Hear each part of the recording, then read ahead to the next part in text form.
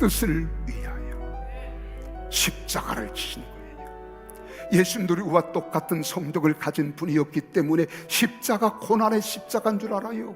고통의 십자가인 줄 아셨습니다. 그래서 겟셋마네 동산에 올라가셔서 밤이 맞도록 찬 바위들을 붙들고 하나님께 눈물로 기도할 때 뭐라고 기도한 줄 아십니까? 아버지, 이 잔을 내게서 옮길 수만 있으면 옮겨 주시옵소서. 이 말을 다른 말로 하면 이 말입니다. 이 잔을 내게서 옮길 수만 있으면 옮겨달라는 말은 이 길을 내가 가지 아니하고서도 인류를 구원할 수 있는 길이 있다면 주님, 저들을 도우십시오. 내가 이 십자가 지고 싶지 않습니다. 우리 주님이 그렇게 말씀하는 거예요. 얼마나 힘쓰고 해서 기도하셨는지 이마에 흐르는 땀방울이 핏방울이 된 거예요. 핏방울이 되기까지. 그런데 우리 주님은 그 길을 거두십니다. 뭐라고 한 줄 아세요? 얼마나 힘들고 어려운가를 아셨던 주님. 아버지, 내가 십자가를 지지 않고도 할 수 있는 길이 있다면 주님 구원해 주세요. 이렇게 기도하셨다가 내 뜻대로 내 원대로 마옵시고 아버지 뜻이면 내가 십자가 지겠습니다. 내가 이 길을 걸어가겠습니다. 이게 우리 주님이신 거예요. 만약 당신의 손에 세상을 단숨에 통제할 수 있는 완벽한 치트키가 쥐어져 있다고 상상해 보십시오. 아, 치트키요. 그거 참 거부하기 힘든 유혹이네요. 그렇죠. 버튼 하나만 누르면 당장 내 통장의 잔고가 무한대로 늘어나고 경제적 위기가 단숨에 해결되는 그런 거니까요. 네네. 게다가 모든 사람의 열광적인 사랑을 받을 수 있고 완벽한 정치적 권력까지 얻어서 세상을 내 입맛대로 바꿀 수 있는 절대 반지 같은 겁니다. 당신이라면 이 매력적인 기회를 어떻게 하시겠습니까? 보통의 인간이라면 절대 마다하지 않겠죠. 당연히 넙죽 받을 겁니다. 맞습니다. 그런데 역사상 단 한 분, 이 모든 성공과 안락함이 보장된 치트키를 과감하게 두 동강 내버리신 분이 있습니다. 스스로 가장 끔찍하고 비참한 바닥으로 내려가신 분이죠. 와, 정말 기막힌 역설이네요. 네, 오늘 우리는 바로 이 역설에 대해 이야기해 보려 합니다. 오늘 당신과 함께 나눌 이 깊은 영적 대화는 단순한 지식 전달이 아닙니다. 당신의 영혼을 깨우는 아주 강력한 메시지가 될 겁니다. 그렇습니다. 우리가 오늘 함께 묵상하고 깊이 파헤쳐 볼 내용은 바로 강원식 목사님의 설교입니다. 기대가 됩니다. 빌립보서 2장 5절에서 11절을 본문으로 한 십자가의 길이라는 설교인데요. 이 설교는 단순히 주일 아침에 듣고 고개를 끄덕이며 위안을 얻고 끝나는 부드러운 메시지가 절대 아닙니다. 네, 저도 들어봤는데 정말 그렇더라고요. 오히려 현대 크리스천들이 애써 외면하고 싶어하는 부분, 그러니까 우리의 무감각해진 영혼의 전곡을 찌르는 아주 날카롭고 단호한 영적 진난서에 가깝습니다. 맞습니다. 그래서 오늘 이 대화를 본격적으로 시작하면서 지금 방송을 듣고 계신 당신에게 정중하지만 조금은 아픈 질문을 하나 던지고 싶습니다. 네, 어떤 질문이죠? 혹시 당신의 신앙은 안락함만을 쫓고 있지는 않습니까? 뼈를 때리는 질문이네요. 가만히 우리 자신을 돌아보면요, 입으로는 십자가라는 단어를 참 달고 삽니다. 그런데 정작 내 어깨를 짓누르는 무겁고 고통스러운 십자가는 슬그머니 땅에 내려놓고 있거든요. 맞아요. 다들 편안한 길만 찾으려고 하죠. 네, 그죠? 들어가기 쉽고 걷기 편안하고 아무런 희생도 요구받지 않는 넓은 길만 찾고 있는 것은 아닌지 묻고 싶습니다. 내 마음이 편안하고 내 사업이 잘 풀리고 내 자녀가 성공하기만을 바라는 1차원적인 기복신앙 말입니다. 여기서 정말 흥미로운 점은 강원식 목사님의 설교에서 바로 그 지점을 아주 정확하게 짚어내신다는 겁니다. 바로 맛을 잃은 소금의 비유를 통해서요.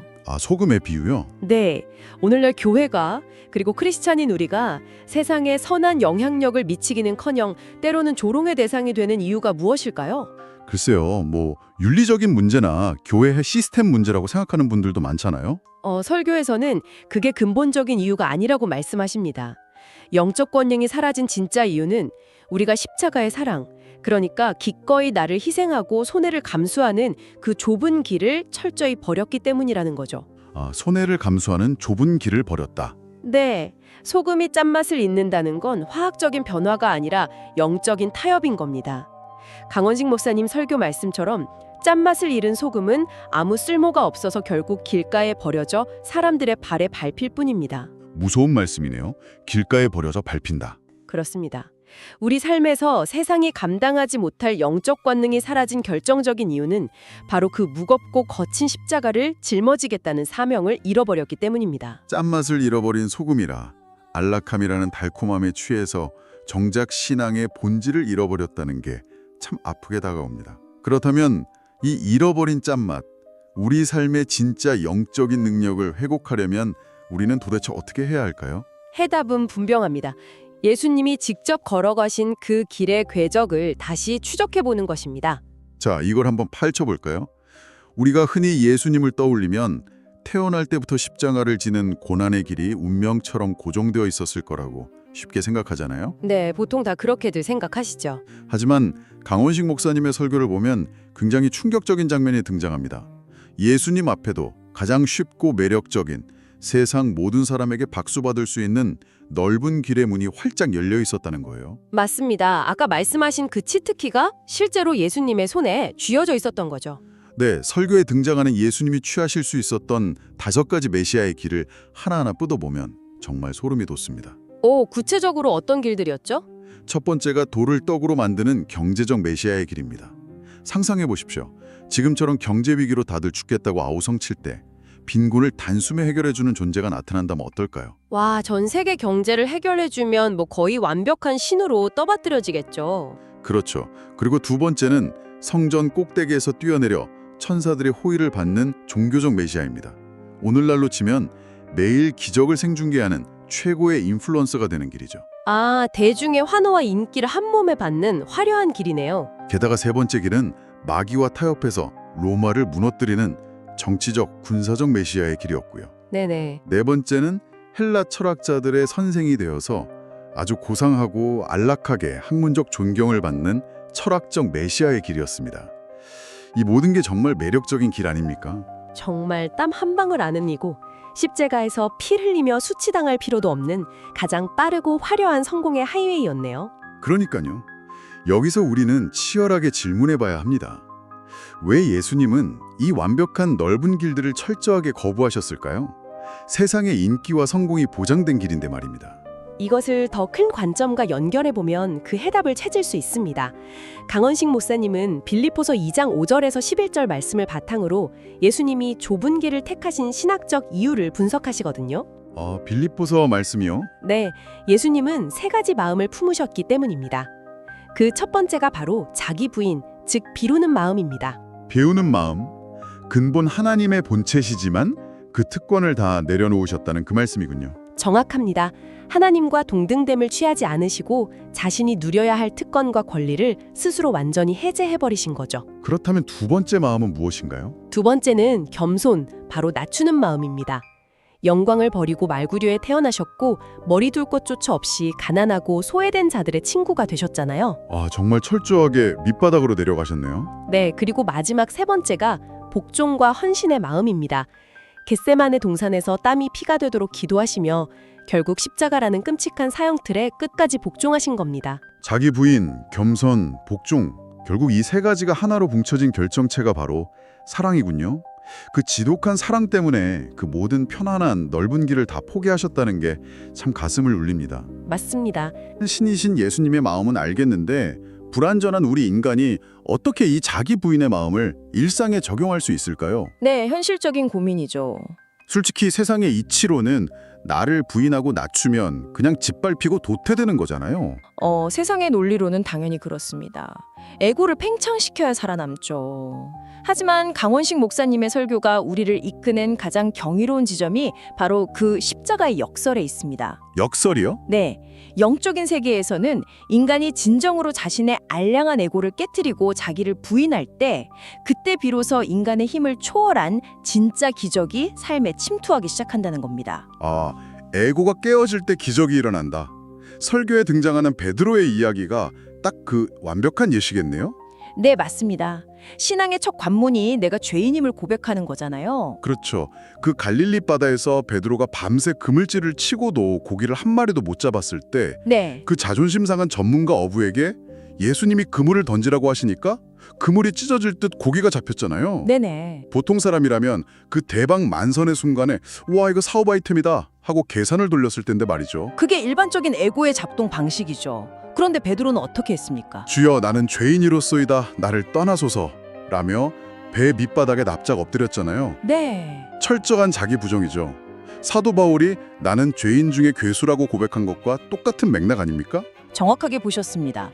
자신의 지식과 경험, 통제력을 완전히 비워낼 때 그 자리에 진짜 능력이 채워지는 겁니다. 설교에서는 이 베드로와 완벽히 대비되는 인물로 나폴레옹을 언급하시죠. 아, 나폴레옹. 무력으로 세계를 정복하려 했던 그 황제요. 네. 나폴레옹은 검과 대포로 자신의 자아를 무한히 팽창시킨 인간 에고의 극치였습니다.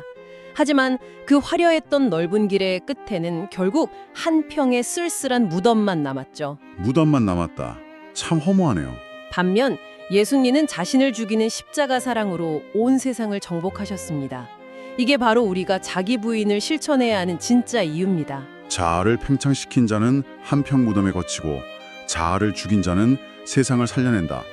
강원식 목사님의 설교에 나오는 다니엘이나 이사야, 리빙스턴, 슈바이처, 주기철 목사님 같은 분들이 다 이 원리를 몸소 증명하신 분들이군요. 그렇습니다. 다들 자신을 비우고 희생의 십자가를 지신 분들이죠. 특히 저는 손양원 목사님의 이야기를 할 때면 참 가슴이 먹먹해집니다. 아, 사랑의 원자탕이라고 불리시는 손양원 목사님이요. 네. 여순 반란 사건 때 공산당 청년이 손 목사님의 두 아들을 총으로 쏴 죽였잖아요. 당신이라면 어떻게 하시겠습니까? 평생 저주하고 복수하는 게 당연한 인간의 에고 아닙니까? 솔직히 저라면 절대 용서 못할 것 같아요. 상상만 해도 피가 거꾸로 쏟는데요. 그런데 손양원 목사님은 사형장에 끌려가는 그 원수를 살려내서 자신의 양아들로 삼으셨습니다. 이건 인간의 수양으로 되는 일이 아닙니다. 와, 진짜 매일 내 안의 분노와 억울함을 십자가에 못 박아 죽이지 않고서는 절대 불가능한 기적이네요. 맞습니다. 이는 지금 이 방송을 듣고 계신 당신에게 아주 중요한 질문을 던집니다. 과거의 위인들 이야기가 아니라 지금 당장 당신의 삶에서 말이죠. 네. 지금 당신의 가정에서 혹은 치열한 일터에서 당신이 져야 할 십자가는 구체적으로 무엇입니까? 자존심을 꺾고 내가 먼저 희생해야 할 자리는 어디입니까? 진짜 묵직한 도전이네요. 당장 배우자나 자녀와의 갈등에서 내가 맞다고 우기는 그 알량한 자존심부터 꺾어야겠다는 생각이 듭니다. 네, 직장에서 정당한 내 이익을 포기하고 남을 섬기는 것도 아주 무거운 십자가죠. 하지만 솔직히 매일의 삶에서 나를 부인하고 그런 십자가를 지는 건 너무 고통스럽고 무거운이 아닙니까?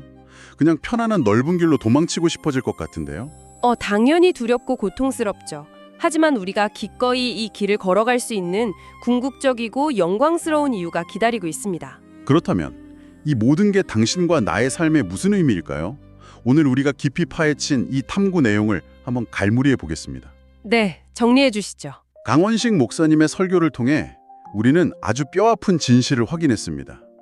안락함을 추구하는 넓은 길이 아니라 자기 부인, 겸손, 복종으로 걷는 좁은 길, 바로 그 십자가의 길만이 진정한 생명의 길이자 능력을 회복하는 길이라는 사실 말입니다. 그렇습니다. 그래서 우리는 당신을 향해 단호하게 선포해야 합니다. 십자가 없이는 면류관도 없습니다. 십자가 없이는 면류관도 없다. 가슴에 새겨야 할 진리네요. 당신이 자아를 꺾고 십자가를 지며 걷는 길에는 반드시 고난이 따르겠지만 그 끝에는 세상에 줄 수 없는 영생과 부활의 승리가 있다는 걸 기억하십시오. 현재의 고난은 장차 받을 영광과 비교할 수 없습니다. 맞습니다. 고난으로 끝나는 희생이 아니라 반드시 부활로 완성되는 찬란한 길입니다. 그래서 우리는 영적 멘토로서 당신이 지금 이 순간 담대히 결단하기를 축복하며 응원합니다. 나를 죽이고 내 안에 그리스도로 살겠다는 그 결단 말입니다. 안락함이라는 달콤한 독을 뱉어내십시오. 당신이 눈물을 머금고 짊어진 그 십자가가 결국 당신과 가정을 그리고 세상을 살려내는 부활의 능력이 될 것입니다. 이제 마지막으로 당신의 영혼을 흔들 도발적인 질문을 하나 남기며 오늘 대화를 마무리하겠습니다. 네. 예수님의 가장 위대한 능력은 자신의 모든 힘과 권리를 십자가 위에서 완전히 내려놓았을 때 비로소 완성되었습니다. 그렇습니다. 완벽한 항복이었죠. 오늘 하루 당신이 억지로 지고 통제하려는 그 무언가를 과감히 내려놓고 온전히 항복한다면 당신의 삶 혹은 당신을 둘러싼 누군가의 삶에 어떤 놀라운 부활의 기적이 시작될까요? 정말 가슴 뛰는 질문입니다. 오늘 당신이 지는 그 십자가가 곧 당신의 가장 자랑스러운 면류관이 될 것입니다. 이 진리를 묵상하는 하루가 되시길 바랍니다.